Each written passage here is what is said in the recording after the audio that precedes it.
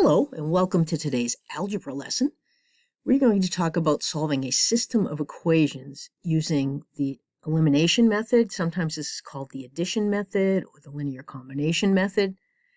But really, it's a system where we can add the two equations together such that one of the variables goes away and we have a new simpler equation to work with to get started.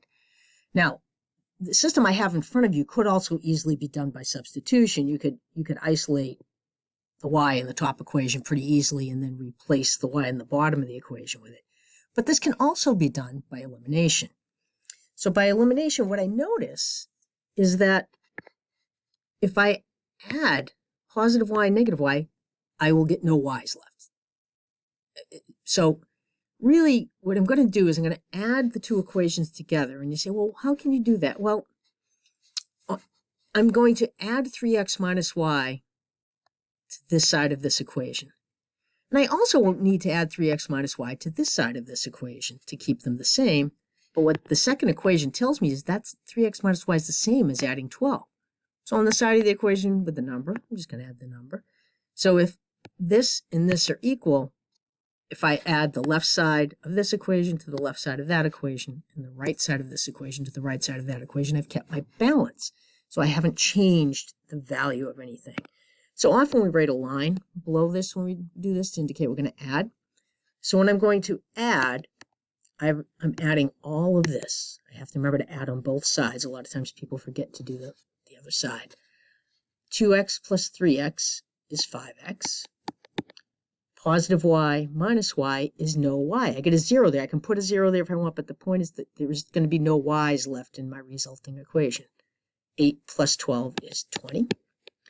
Now, this is my new equation to work with. So, to get x by itself, I have to divide both sides by 5, and then I get x equals 4.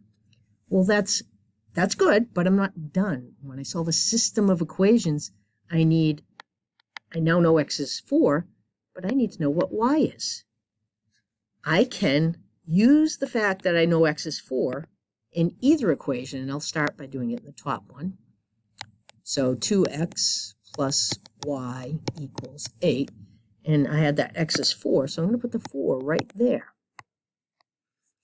And now what I have as I simplify this, 2 times 4 is 8. 8 plus y equals 8. I subtract 8 from both sides, and I get y equals 0. So x equals 4, y equals 0, or the point 4, 0 is a solution to this system, is what I'm saying. So to check that, I can put that into the second equation. I'll put it into this equation here. Put x is 4 and y, so I get 3 times 4. It's my 3x minus 0 for y equals 12. Is this true? Yes, it is. 3 times 4 is 12. 12 equals 12. So my solution is 4, 0.